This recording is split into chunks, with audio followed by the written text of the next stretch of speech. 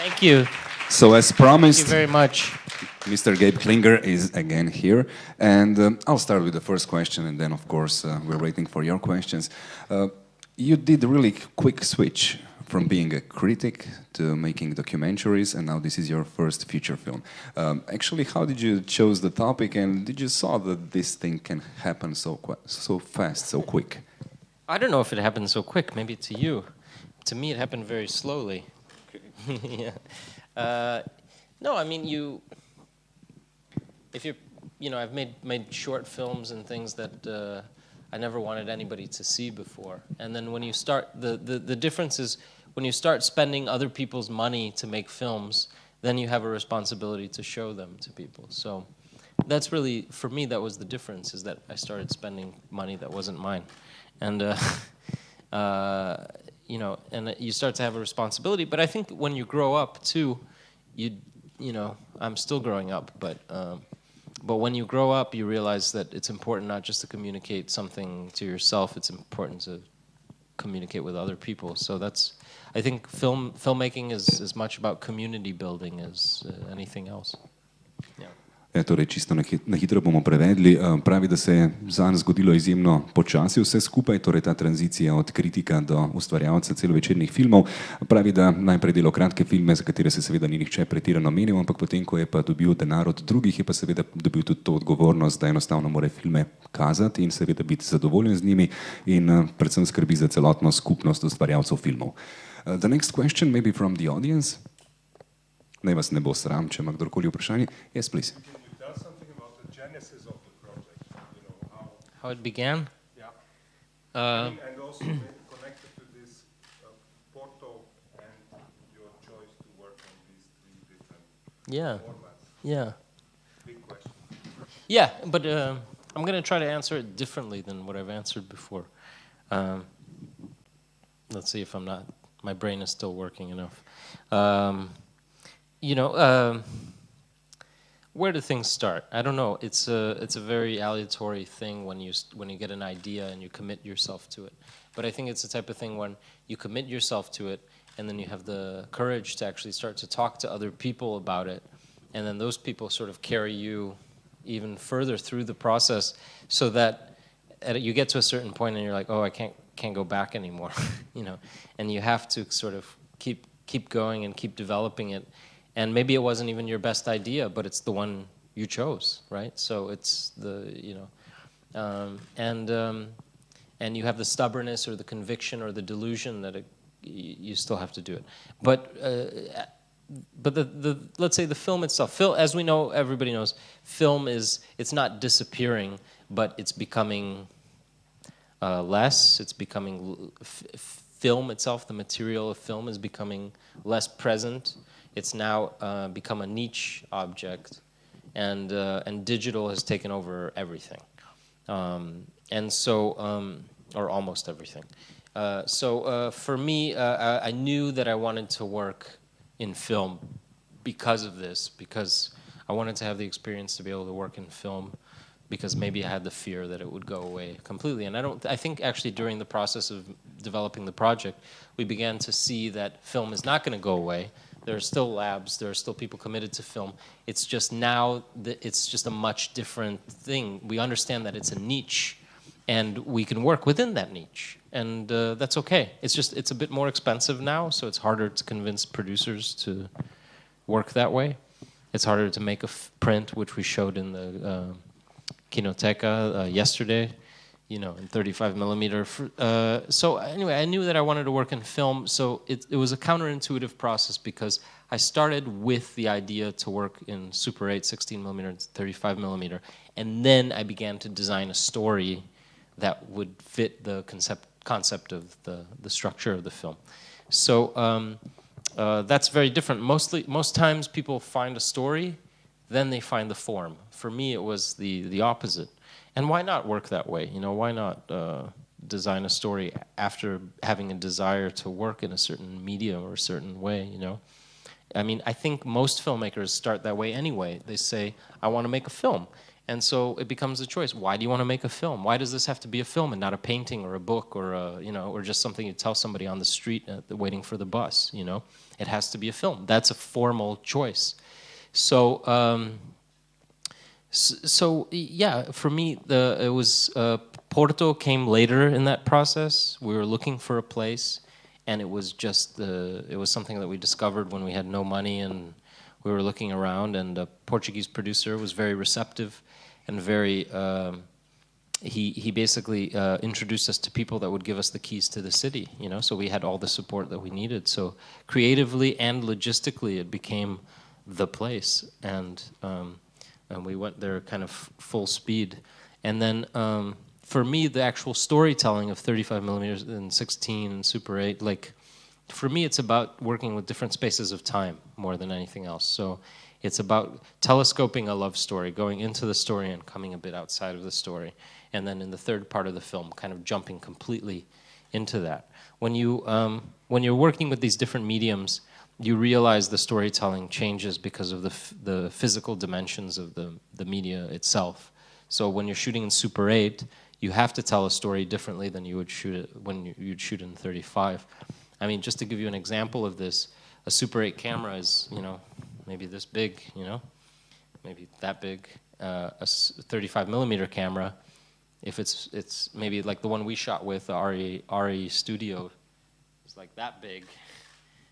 Maybe even bigger, if you have a magazine, like a 1,000-foot magazine, and if you put it on a crane, it would take up, half of this stage that we're on right now. So you can't move the camera the same way in 35 millimeter, the way you would move it with Super 8, because I could just take a Super 8 camera and I can run around the room and shoot you and shoot there, and So the visual language of the storytelling changes. Not only the visual language of the film, but the actors change, because if the actor is acting for Super 8 or 16, maybe they're acting a little bigger because there's less detail, and so the performance has to be bigger. And if the actors are acting for 35, they're acting smaller. They're taking it down because 35 has more detail. The actors don't have to compensate as much. So it was really interesting to work in these different ways. Again, to sort of come a bit outside of the story and come back in, and work these different relationships with time and experience and memory. Okay, I actually have to. Sorry, it was a long answer, but it was a complicated question. So it's great. I actually have to translate it, but. Oh no, shit! Fuck. That's why I'm writing all the time, but no problem. I guess if anybody did not understand what Gabe just said, I will be here sitting when we finish the discussion, and I will have everything written, so you can ask me. Okay. The next question. Yeah. Oh, not you again. Thanks. No, just you said you have a different, setup, different way of acting, etc. Then, in terms of how you made it, did you do the 3 levels parallel? You went, or did you do one shot, an entire shoot on Super 8, then one on 16? Yeah, no, it was. I mean, some days were mixed, where we'd bring in the 16 camera. We always had them ready to go if we needed to change something, or but it's almost impossible to be shooting at the same time, because you would need to have 3 different camera operators, or not for Super 8. Any of us could shoot Super 8, but for 16 and 35. But no, it was very well planned, and to keep everything. It's going to be crazy if you don't plan it, like if you don't label everything correctly, and if you don't. And I didn't. I wanted to invite a certain kind of chaos into the production, but not that kind of chaos, Let's say you could improvise the blocking on the set, or you could change the lighting a little bit, or things like that, and let the actors go wild sometimes. But when you're loading the camera, you really want to have a very precise idea of what's being loaded and which camera and which lens. So all that stuff we put in really in this shooting script. So if you looked in the shooting script, you could see, okay, this shot is 16 millimeter and this shot is Super 8, or this shot is 35. I sometimes scared people by saying, okay, this one we're gonna shoot running 3 cameras at the same time, and like everybody would go, what? And no, just kidding. we don't really have the resources to do that, you know.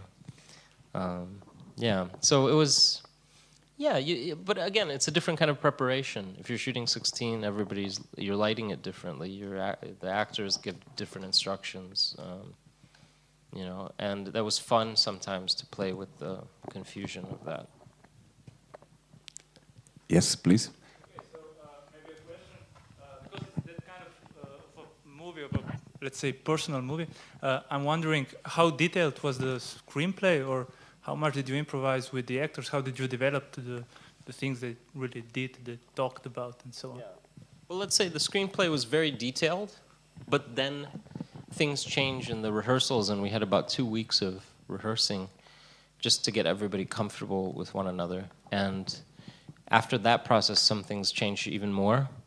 But you really, in my case anyway, you know, everybody works differently, but in my case, after the rehearsals, we changed things, but after that, let's say, there was very little improvisation. We already had, you know, this is what the movie is going to be, you know. But I like, you know, I understand the idea of asking this question, and we get it a lot in the Q&As, and it's a good question to be asked because something happens maybe and the audience feels like maybe there were certain moments that seemed very natural or could seem very improvised, and when you really controlled everything, it's a great compliment to have, you know, to think maybe there was some possibility of improvisation. Yeah. But no, it's like even, you know, John Cassavetes was one of my heroes. Everybody thinks his movies are improvised, but in fact, they're very controlled. You know? Thanks for the question. Še kakšno vprašanje? Yeah.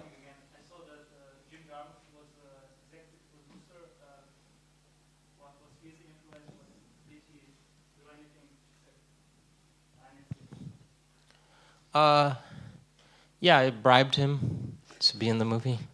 No, he was kind of spiritual advisor, you know? That's how I feel. You can't put that as a credit, Jim Jarmusch's spiritual advisor, but you know, the union doesn't let you or something. But no, he was just a person. I knew if I needed him, he was there. I didn't want to bother him too much because he was finishing 2 films, which were both very good. By the way, you should see Patterson on Sunday. I think it's sold out, so if you don't have a ticket, 12th of December it comes out here in Kinodvor. Yeah, great. Come back and see it here in Kinodvor, especially if you like dogs, you know, and dogs, yeah, with funny faces and can do funny things. You'll like Patterson.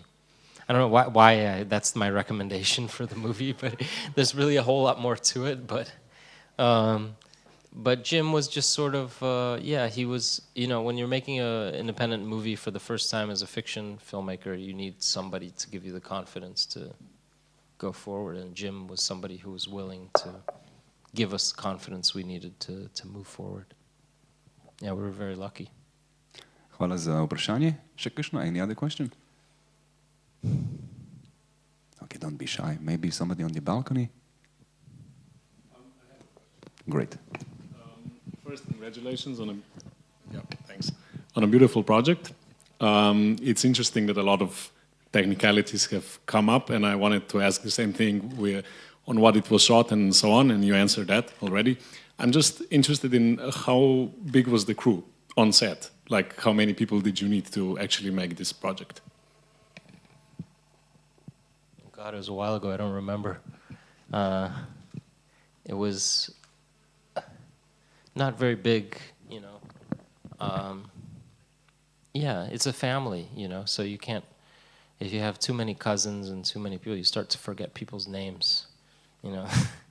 And you don't want that. You want to keep the core of the family. And so even if there were certain shots or certain things where we could have had more people helping, we did, you know, the gaffer also became the sound guy, became the wardrobe guy, became the you know, like we all would help, you know, because you want to keep things small and intimate. And like when we were shooting the sex scenes, there were only 5 people on the set. Me, the cameraman, the focus puller, 1 sound guy, and 1 wardrobe person to put a robe on the actors in between the takes. And really in that situation, the director is the most useless guy on set, because the focus puller has the job, you know.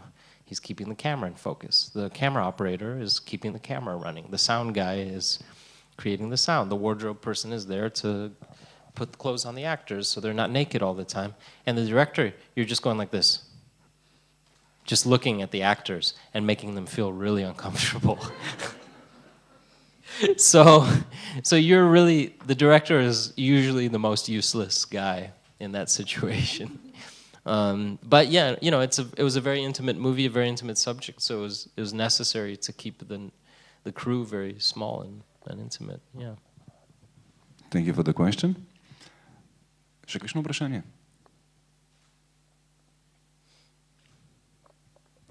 Yes? Yes, of course.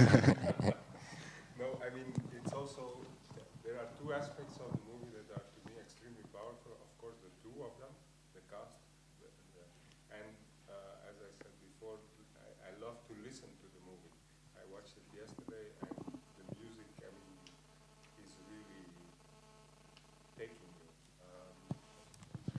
Say or comment, you know, on these choices and so on. Yeah, I mean, we gave some scripts and some projects are very in advance. They're very written, and even in the script, if you're Quentin Tarantino or the Coen brothers or somebody like that, maybe you even put the song that you want in the script, and because you know you're going to be able to get it, you know, and in some other cases you're going to experiment later in the editing room. And I had no concept of the music in the script. I had no idea. That was something we discovered in the editing, and we were very lucky to discover the music of Emma Hoysege Gebru-Mariam. Trust me, I've worked on saying that name many times because it's a complicated one. But she's an incredible musician and should be more well known. She's a nun from Ethiopia who recorded some wonderful music in Germany in the 60s and 70s, and who now lives in Jerusalem. And there's a foundation in her name that teaches young people music. And I think a documentary film being made about her that I'm going to try to help with now. But it's just one of those things, one of those great discoveries, and you try to bring in influences into your film. You try to bring in other voices so your film grows, so your film takes on this different dimensionality. And music is so important in that, can be so important in that. And in our case, it really, there's some interior thing happening in the film with the characters, and this music suddenly, for us, was expressing something from inside the characters, you know, in a very amazing way, you know. And if we didn't have it, it would be, you know, it would have been a different film, you know. It became, the editing took place over about 6 months, and over that 6 months, the music became part of the DNA of the film, and it had to be there, you know, at the end of the editing. It was no way, there was no more separation between the music and the images. Yeah. Thank you for the question. Še kakšno vprašanje? Can you ask me, I don't know, about more thoughts about the First Lady? Yeah, we can have the second part of the It's political... part 2 of this discussion, nothing to do with the movie. Let's just talk about how we're going to fix the world. Project of 20... Uh-oh. We have a question. I was kidding, by the way.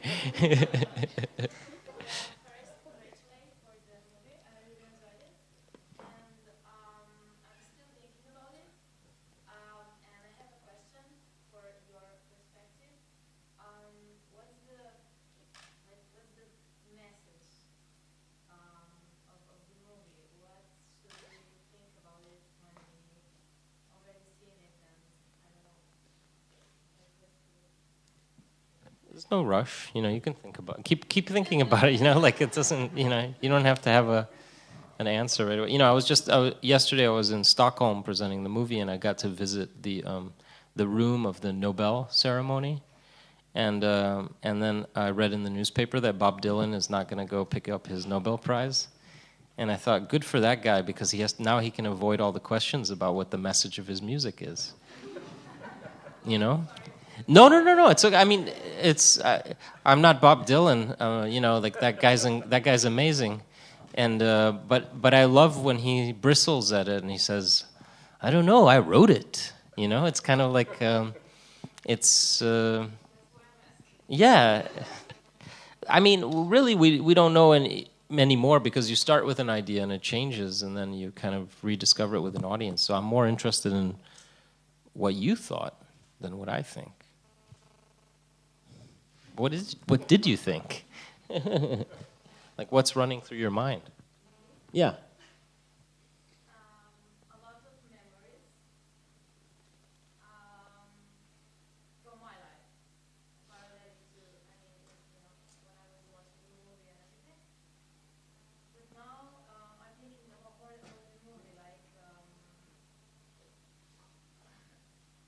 there's a message that, I mean, we should enjoy those short times that we are with a no, okay, with a certain person, or that there's, I don't know, that we should believe in destiny, that there's destiny, and I don't know what to think. I think that's all.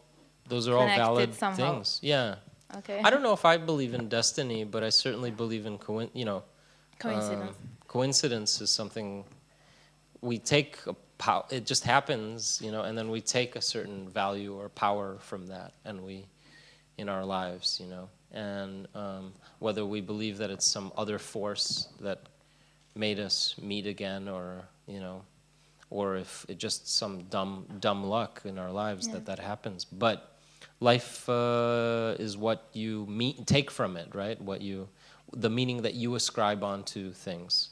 So. So it doesn't matter if somebody else designed that for you or not. You know, that's almost beside the point. The point is that you seized upon that moment and you did something. You walked across the room and went to talk to the girl, you know, or something like that, you know. And yeah, maybe that we should take more, live in the moment instead of rewriting the past. You know, but a lot of us are incapable of living in the moment. It's too hard to live in the moment. So we would prefer to just kind of live in our memories and think of what could have been and all this stuff. And I think some of the sadness or the melancholy of the movie comes from that. You know, we don't have perfect grace in our lives, and if we think we do, we lose it at a certain point. So there's somebody, a very famous writer, and I forget who it was. Maybe it was Hemingway or somebody said, sooner or later everybody loses their dignity, you know? And I think that's true, you know. I think, you know, we all, there's certain filmmakers who I really like who try to return grace to life, you know, like to human experience, like Terrence Malick is a director who's he's a guy who tries to return grace to the experience of living, even if you're in a war, like in The Thin Red Line, or you know, going through a tragedy like in The Tree of Life, where they lose a child, a brother. You know, it's about returning to a certain grace, and he believes that. He believes in grace. I don't know if I believe that. I believe I don't know. Maybe we can live it in some subjective way, but I don't know if that we live that in our lived everyday experience. You know. I don't know but everybody's different. Everybody has their own subjectivity and sees the world a different way, right? So, yeah. Thank you. Thank you. Yeah. Thanks for sharing your personal reaction. Well, it was my pleasure. Was it? Not really. Hvala še enkrat. Še kakšno vprašanje? Maybe one last one. Yeah. The last one. Oui. Here. Yeah, I felt like there was a really special kind of chemistry between the two actors. So I wanted to ask you, did they maybe know each other from before, or did all of that happen just during the rehearsals?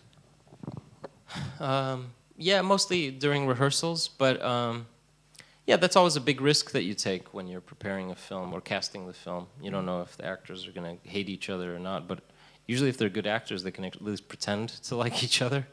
you know. So, but that wasn't the case. Anton and Lucy got along very well. But I wanted, you know, it's very boring if you cast a movie and the two actors maybe know each other very well and they've been in other movies before or they have similar acting styles. The interesting thing to me about Anton and Lucy is they had two completely different experiences and came from two different cultures. And Lucy was very used to working in TV and Anton in the cinema. And Lucy was always worked in French, and this was her first time working in an English language film.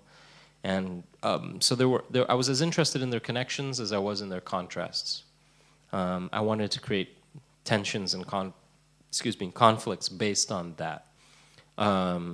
Because if you see a lot of Hollywood movies where the acting it's the same acting style.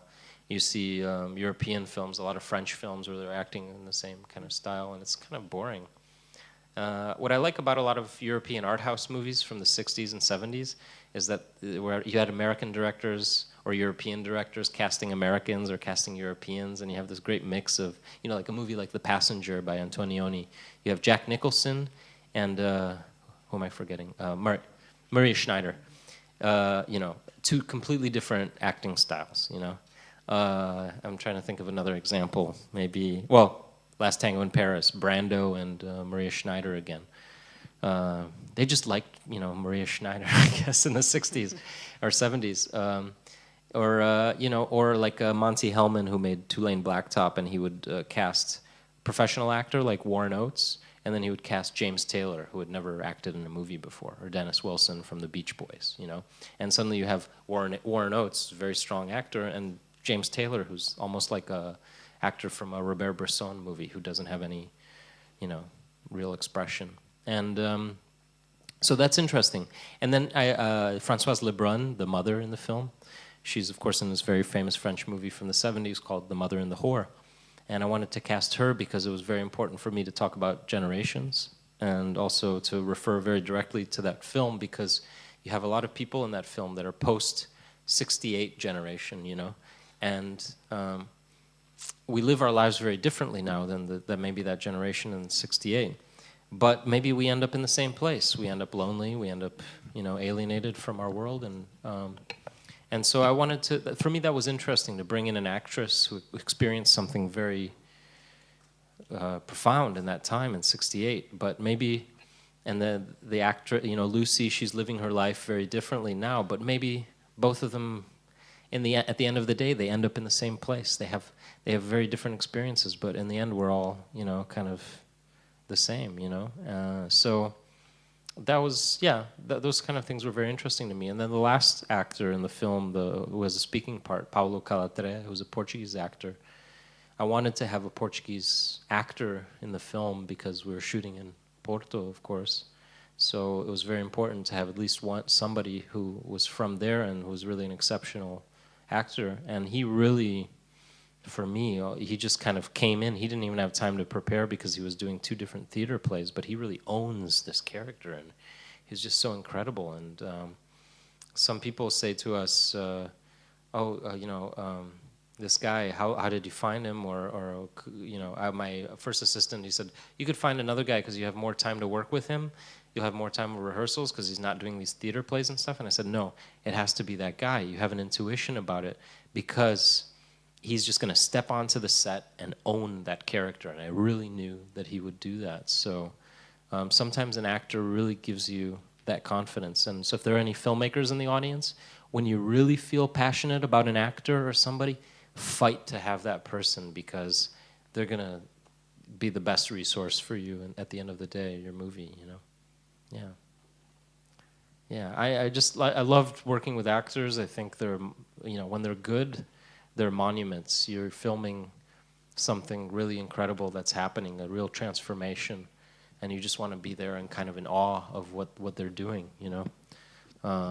And for me, and I think we could finish by talking about Anton, because he was that. We were just so lucky to witness this incredible performance by Anton, and who would have known that would have been one of his last ones, you know?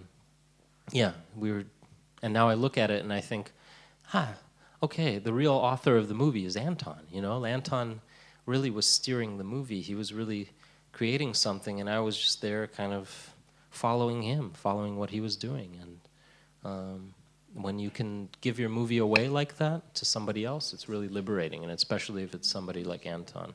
So, yeah. Thank you so much.